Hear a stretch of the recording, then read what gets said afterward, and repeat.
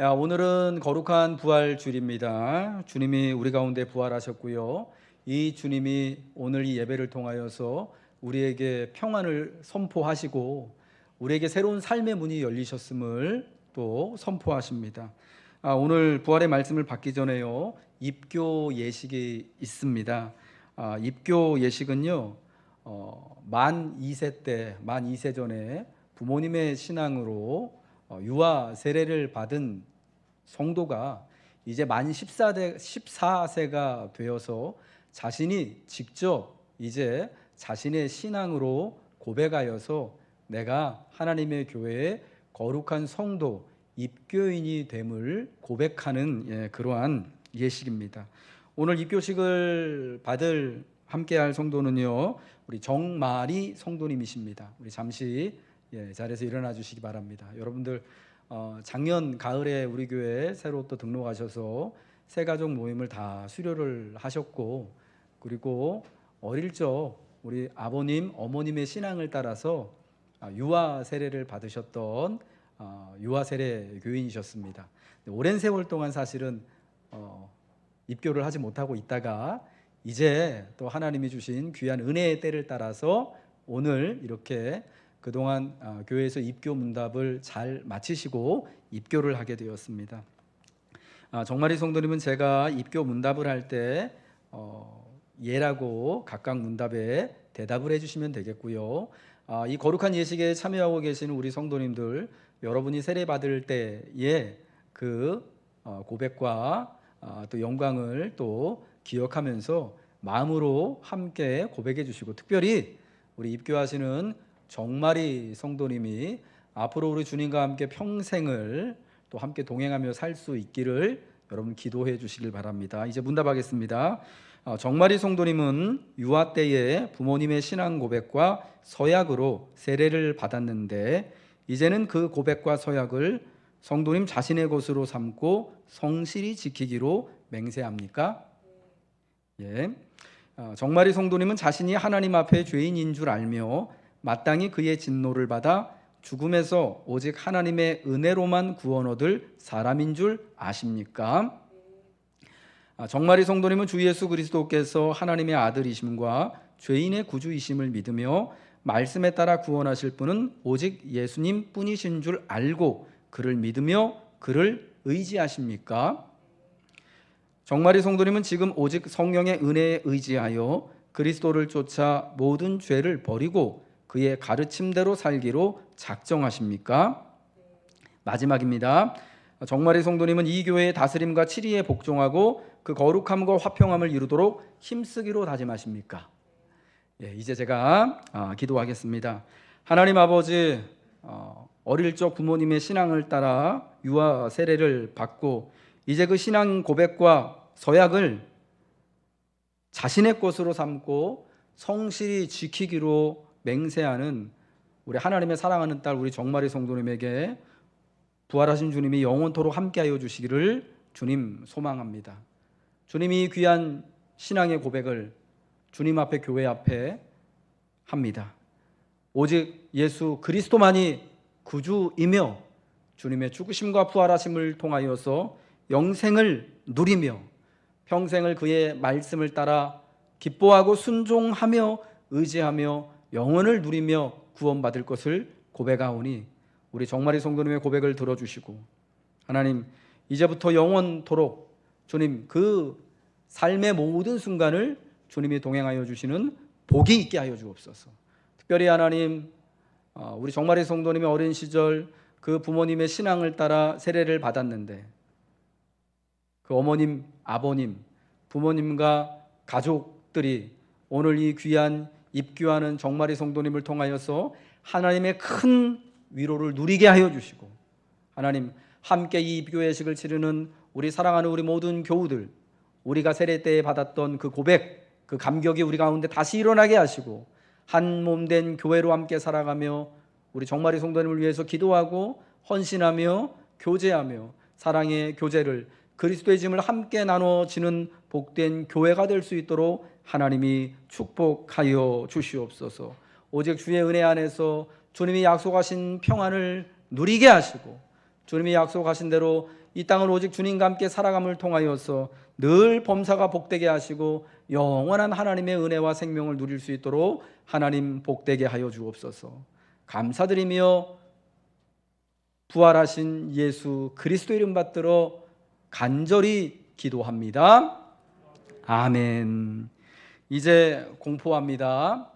성도 정마리는 대한예수교 장로회 노건교회 입교인 되었음을 공포합니다. 우리 박수로 축하하겠습니다. 네, 감사합니다. 우리 새가족부랑 에스더 여전도에서 준비한 선물이 있습니다. 조그만 꽃다발과 또 입교 선물을 준비했는데 여러분 다시 한번 박수 해주시기 바랍니다. 축하합니다. 네, 감사합니다. 앞으로 또 우리 귀한 교회의 성도님 되어지시기를, 또 그리스도 예수의 큰 은혜가 우리 정마리 성도님을 통하여서 우리 교회 가운데 또 우리 정마리 성도님 가정과 삶 가운데 일어나기를 주님의 이름으로 축복합니다. 여러분, 이러한 축복은 부활하신 주님 안에서 또한 같은 고백을 하고 있는 저와 여러분 모두의 축복인 줄로 믿습니다. 우리 함께 말씀을 들으면서요, 우리 그림을 하나, 세계적인 명화를 하나 보면서 하나님 말씀을 듣도록 하겠습니다. 저 그림이 뭐냐면요, 미켈란젤로 카라바조라고 하는 화가가 1601년에서 1602년 사이에 그린 의심하는 도마라는 굉장히 유명한 그림입니다. 요한복음 20장에 나와 있는 도마의 이야기를 여러분 잘 아실 것입니다. 도마는 예수님께서 제자들에게 처음 나타났던 그 첫 번째 부활의 날에 다른 제자들과 함께이지 못해서 부활하신 주님을 만나 뵙지 못했습니다. 그래서 제자들이, 그의 동료들이 우리가 부활하신 주님을 만났다라는 이야기를 들었을 때 도무지 믿지 못하고 내 손가락을 그 못자국에 넣으며 내가 그의 손에 못자국을 보며 그 옆구리에 내 손을 넣어보지 않고는 믿지 않겠다라고 도무지 그 말을 믿지 못합니다. 그리고 이제 이래가 지나서 두 번째 안식 후 첫날이 되었을 때, 그때에 또 모든 제자들이 모여 있었습니다. 그 자리에 도마도 함께 있었죠. 그곳에 다시 부활하신 주님이 두 번째 나타나십니다. 그리고 이제 도마에게 말씀합니다. 내 손가락을 이리 내밀어 내 손을 보고 내 손을 내밀어 내 옆구리에 넣어보라. 그리하여 믿음 없는 자가 되지 말고 믿는 자가 되라 말씀하십니다.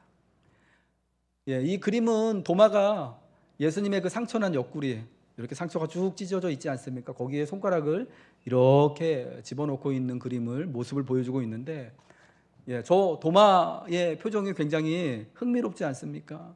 굉장히 두렵고 떨리고 놀랍고 그러면서 또 기쁜 그런 표정을 하고 있는데요, 예수님과 함께 등장인물 4명이 다 지금 어디를 쳐다보고 있습니까? 시선이요. 저 도마의 시선, 그리고 도마 위에 있는 2명의 제자의 시선이 어디를 가리키고 있죠? 도마가 손가락을 집어넣고 있는 예수님의 그 상처난, 이렇게 쭉 벌려진 옆구리의 그 상처, 창에 찔린 그 자국을 이렇게 가리키고 있어요.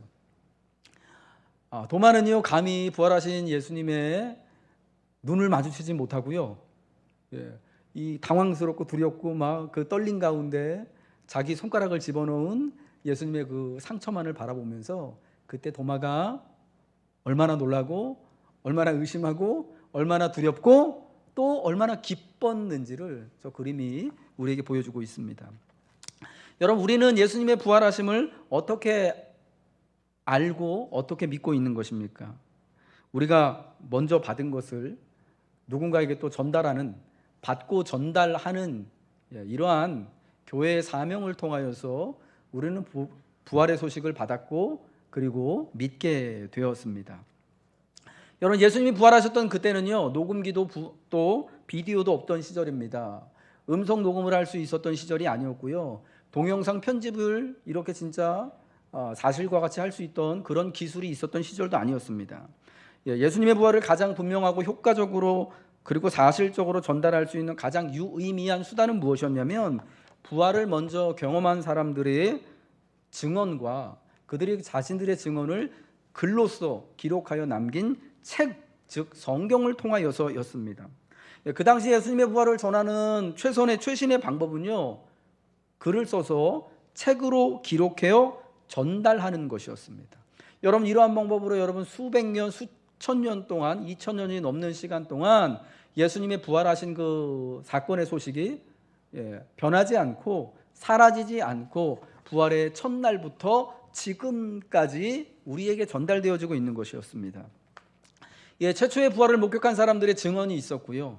그들로 말미암아 그 증언된 부활의 사건들이 기록, 복음서, 성경 말씀으로 기록이 되어지고, 그리고 이제 세월이 흐르면서 아까 우리가 본 그림처럼 카라버저와 같은 사람들이 예수님의 부활의 사건을 그림으로 그리기도 하고, 어떤 사람들은 그것을 글로 써서 문장으로 남기기도 하고, 또 어떤 사람들은 거기에다가 노래를 만들어서 노래를 부르면서 예수님의 부활하신 사건을 교회는 2000년이라는 이 장구한 세월 동안에 계속해서 받고 전달해 오게 되었던 것입니다. 고린도전서 15장 3절과 4절에 이러한 사실을 성경은 말씀해 주고 있죠. 내가 받은 것을 먼저 너희에게 전하였노니 이는 성경대로 그리스도께서 우리 죄를 위하여 죽으시고 장사 지낸 바 되셨다가 성경대로 사흘 만에 다시 살아나사. 오늘 2022년 4월 17일 부활의 날 예배를 우리 교회가 전교인 연합 예배로 우리 주일학교 아이들과 청년들과 함께 예배드리는 이 사건이 여러분 그냥 단순한 예배가 아니라 우리가 먼저 받은 부활에 대한 이 기쁜 소식을 또한 다른 이들에게, 이 시대 사람들에게, 우리 아이들에게 함께 전달하는 부활의 증인이 되어지는, 부활에 참여하고 부활의 은혜를 누리는 복된 예배임을 믿으시기 바랍니다. 십자가에 죽으시고 장사 지낸 바 되었다가 사흘 만에 다시 살아나신 것에 대한 가장 확실한 두 가지 증거는요, 성경에 의하면 예수님의 무덤이 비어 있었다라는 것과, 그리고 그러한 사실을 계속해서 일치하게 전하고 있는 바로 증인들, 제자들의 존재입니다. 부활하신 예수님을 처음으로 만난 사람이 막달라 마리아였다라고 마태복음, 마가복음, 누가복음, 요한복음 모든 복음서들은 공통적으로 이야기를 해주고 있습니다. 여러분이 막달라 마리아의 이야기가 우리에게 전해주는 바가 무엇이겠습니까? 예수님의 부활을 처음으로 목격한 것이 게바나 사도 베드로나 사도 요한이 아니라 여자였다라는 사건입니까? 사실 아마 예수님을 가장 귀히 여기고 사모하는 사람이 부활을 첫 번째로 만난다라고 저는 그렇게 말씀드리고 싶은데요. 막달라 마리아의 이야기와 더불어서 계속해서 나오는 게 뭐냐면 예수님의 무덤 이야기입니다. 예수님의 무덤이 비어 있었다라는 것이죠. 예수님은요 돌아가시고 분명하게도요 모든 사람들이 그것을 부정할 수 없을 만큼 확실하게 장사 지낸 바 되셨습니다. 예수님의 죽음과 장례는 분명했습니다. 그런데 이제 그 장사 지낸 바 되었던 무덤이 빈 채로 발견되었다라는 것이 막달라 마리아의 이야기인 거예요. 원래 십자가형과 같은 처형을 받은 죄인들은요 그들을 죽은 다음에 함께 장사 지내던 공동의 무덤이 있었다고 합니다. 예수님도 혼자 십자가형을 받으신 게 아니라 그 십자가 좌우편에 강도 2명이 함께 십자가형을 그날 같이 받지 않았습니까? 여러분 그들도 죽고, 그래서 원래는 그날 같은 처형을 받았던 예수님과 그 강도들이요 같은 공동 무덤에 묻혀야 되는 거예요. 그런데 예수님의 경우에는요 어떻게 예수님의 장례가 어떻게 되어집니까?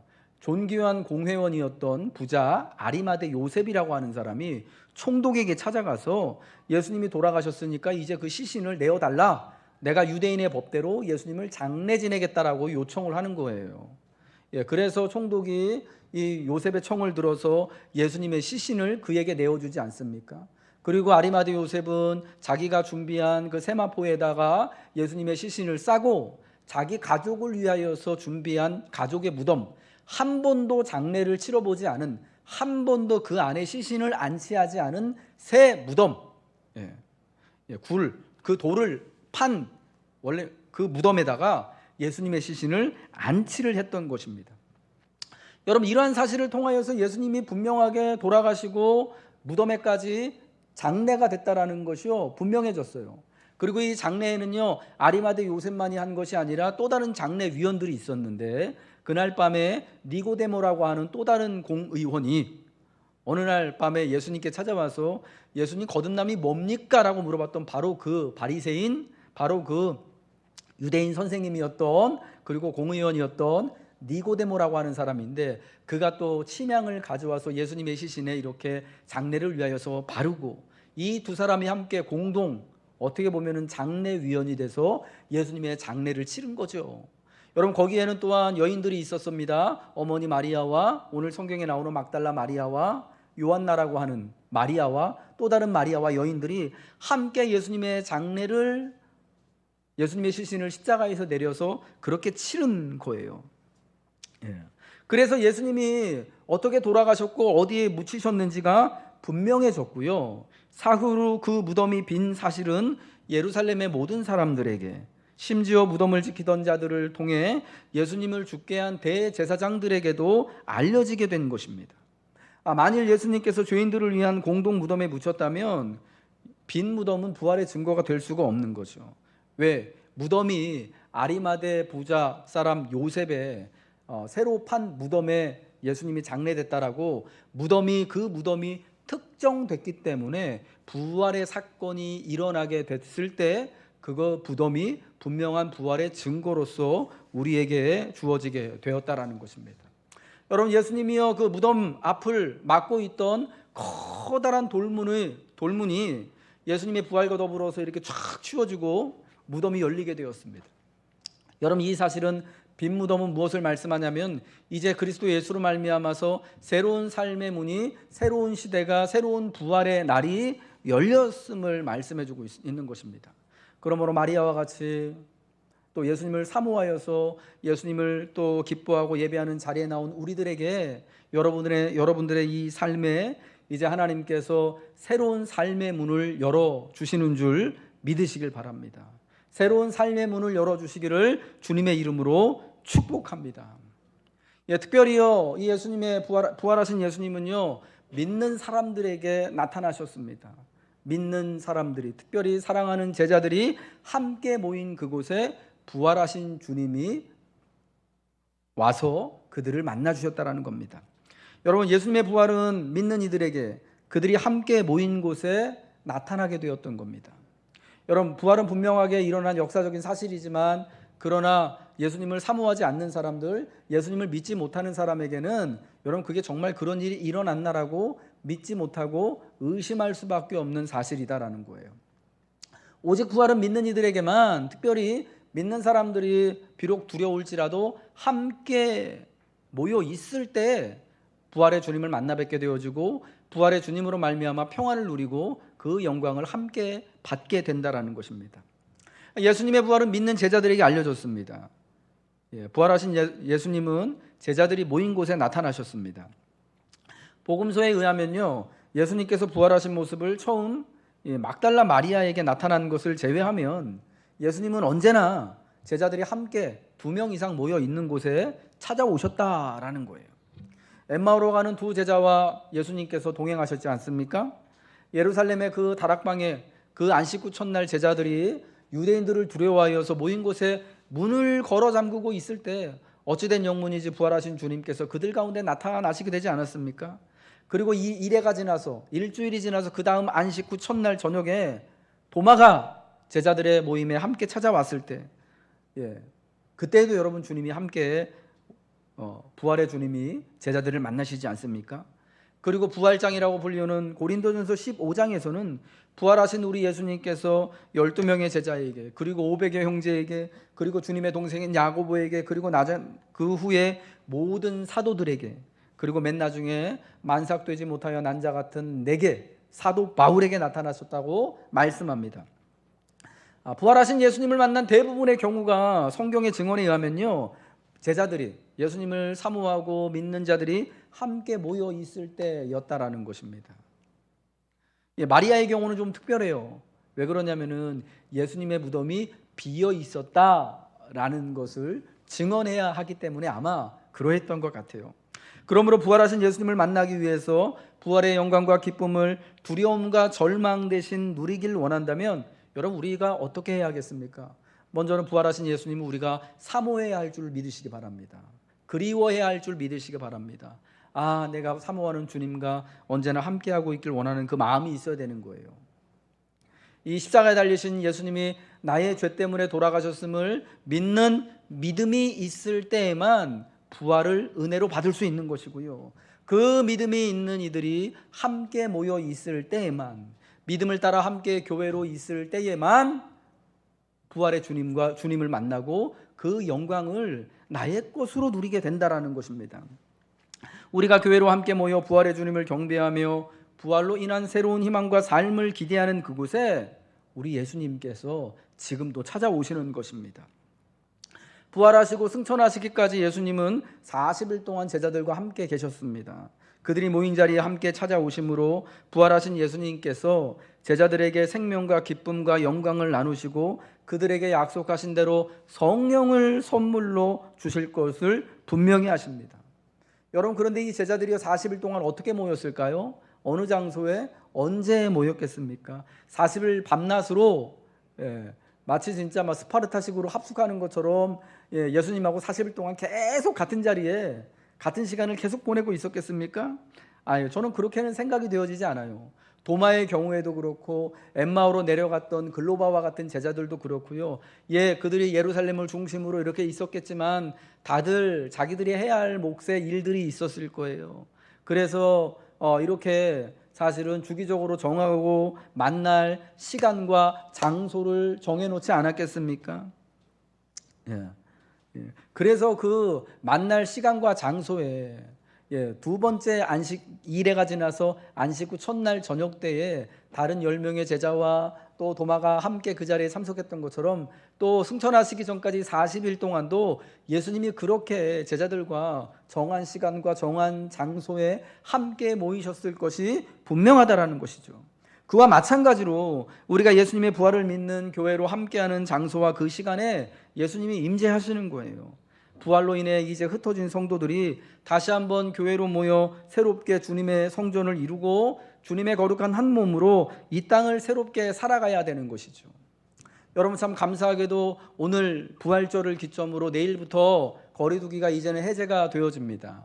여전히 그 감염자가 10만 명씩 나오고 또 여전히 또 다 안심할 수는 없는 상황입니다. 우리가 이렇게 마스크를 쓰고 실내에서 생활할 수밖에 없는 여전히 그런 위험한 상황이지만 이제는 이 코로나와 함께 살아가는 코로나를 풍토병처럼 이제 관리하겠다라고 이제 그렇게 선언이 되었습니다. 이제 우리는 코로나 이후 시대, 전염병 이후 시대를 살아가야 하는데 여러분, 한 번도 살아보지 않은 그 시대를 여러분 어떻게 맞이하고 어떻게 준비를 하겠습니까? 어떠한 기대가 있습니까? 이전보다 더 왕성하게 활동하고 이제 좀 다쳤던 것들이, 무너졌던 것들이 다시금 세워지고 비즈니스가 다시금 좀 잘 되어지고 여기저기 좀 자유롭게 돌아다닐 수 있는 환경이 되어지고 지긋지긋한 이 마스크 좀 밖에서는 좀 벗게 되어지고 자유롭게 호흡하게 되어지는, 여러분 이런 모든 것을 우리가 기대하고 꿈꾸지 않습니까? 근데 여러분, 이러한 모든 시작은요, 저는 분명히 말씀드리고 싶습니다. 우리 부활하신 주님을 오늘 예배함을 통하여서, 만남을 통하여서 시작하시길 주님의 이름으로 축복합니다. 여러분, 이러한 새로운 삶의 시대를 누리길 원한다면 예수님의 무덤 문이 열리고 이제 진짜 새로운 삶의 문이 열린 것처럼 부활을 통하여서 부활의 주님을 우리가 힘써 예배하고 이제 그 주님 앞에 함께 모일 것을 기대하고 서로를 축복함으로써 우리가 이제 새로운 시대를 살아가야 한다라는 것입니다. 교회로 모일 때 부활의 영광스러운 주님이 찾아오시고 함께 하십니다. 교회로 우리가 함께 할 때 새로운 삶의 문이 열리고 기쁨과 평안을 누리는 것입니다. 그러므로 오늘 지금 온라인 예배를 드리고 계신 성도님들 여전히 많이 있죠. 감염으로 인해서, 감염에 또 이렇게 또 걱정으로 인하여서 혹은 또 우리 교회와 성도들에게 폐를 끼치기 싫은 그런 마음이 있어요. 내가 혹시 교회 나갔다가 또 이렇게 또 좋지 않은 또 일들이 일어나면 얼마나 미안하고 속상하고 죄송합니까? 근데 여러분, 이제는 우리가 모여야 할 때인 줄 믿으시기 바랍니다. 오늘 부활하신 주님이요, 이제 우리에게 말씀하시는 줄 믿으시기 바랍니다. 같은 자리에 모여서 예배 자리에 이제 흩어진 우리들이 다시금 모여서 예배할 때이고 다시금 그래서 우리의 삶을 부활하신 주님 안에서 기대감을 가지고 희망을 가지고 살아가야 할 때임을 믿으시기 바랍니다. 다시금 교회로서 교제하고 다시금 함께 기쁨을 나누고 다시금 함께 우리에게 주신 대로 우리의 소명과 직분에 따라 헌신하며 충성을 다시금 결단할 때에 부활하신 주님으로 말미암아 우리에게 새로운 삶의 문이 열릴 줄 믿으시기 바랍니다. 부활은 제자들에게 어떤 의미인가요?